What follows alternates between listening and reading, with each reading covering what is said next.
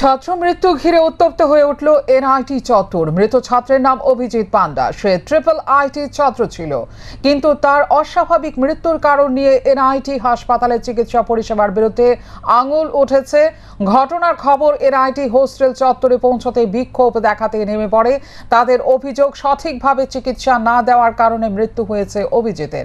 এদিকে ঘটনার খবর পেয়ে ছুটে আসে হোস্টেল কর্তৃপক্ষ। প্রায় ঘন্টা খানেক পরিস্থিতি নিয়ন্ত্রণে আনতে না পারার খবর দেওয়া হয় পুলিশকে। পুলিশ ঘটনাস্থলে ছুটে এসে পরিস্থিতি নিয়ন্ত্রণে আনে। তবে অভিজিতের মৃত্যুর কারণ নিয়ে এখনো ধোঁয়াশা সৃষ্টি হয়ে আছে।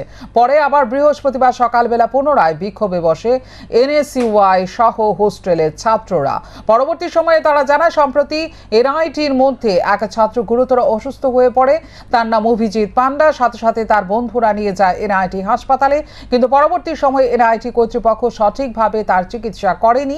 তারপর সে রাজ্যের বাইরে নিজের বাড়িতে চলে যায়। সেখানে যাওয়ার পরে তার হার্টের সমস্যায় থাকায় মৃত্যু হয়েছে। এই খবরটি হোস্টেলের মধ্যে এসে পৌঁছাতে ছাত্ররা বিক্ষোভে নামে। তাদের বক্তব্য, এনআইটি হাসপাতালে চিকিৎসা পরিষেবার দুর্বলতার কারণে এই ঘটনা সংঘটিত হয়েছে। আন্দোলনে বসার পর কর্তৃপক্ষ আশ্বস্ত করেছেন তারা একটি কমিটি গঠন করে বিষয়টি তদন্ত করবে, না হলে আগামী দিনে বৃহত্তর আন্দোলনে নামবে বলে জানান NSUI এর নেতা। পরিপ্রেক্ষিতে আপনারা জানেন যে অভিজিৎ পান্ডে করে একজন স্টুডেন্ট, সেখানে সে অসুস্থ হয়েছিল এনআইটি কলেজে। তো তাদের কলেজে হসপিটাল আছে, তাকে সেখানে তার বন্ধুরা নিয়ে গেছিলো। সেখানে নিয়ে যাওয়ার পর হসপিটালের নেগলিজেন্সের কারণে তার শরীরের অবস্থা আরও ডিটোরেট করে, এবং যার কারণে সে তার বাড়িতে চলে যায় বহিরাজ্যে। সেখানে গিয়ে সে হার্ট পাঞ্চারে তার ডেথ হয়। এরপর কলেজের তারা এর ডায়াগনোসিস সম্পূর্ণভাবে অস্বীকার করলো, এবং তারা যারা স্টুডেন্ট আছে, যারা তার রুমমেট, তার বন্ধু, তার ব্যাচমেট, তাদের উপর প্রেশার ক্রিয়েট করলো তারা যেন স্টেটমেন্ট না দেয় কোনো কাউকে।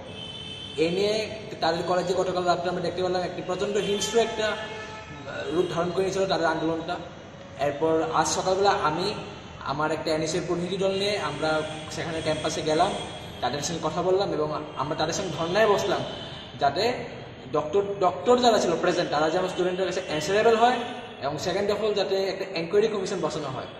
2 ঘন্টা ধর্নার মধ্যে বসার পর তারা আমাদের দাবি স্বীকার করলো, এবং তারা একটা এনকোয়ারি কমিশন গঠন করলো 8 জন বা 9 জন সদস্যের।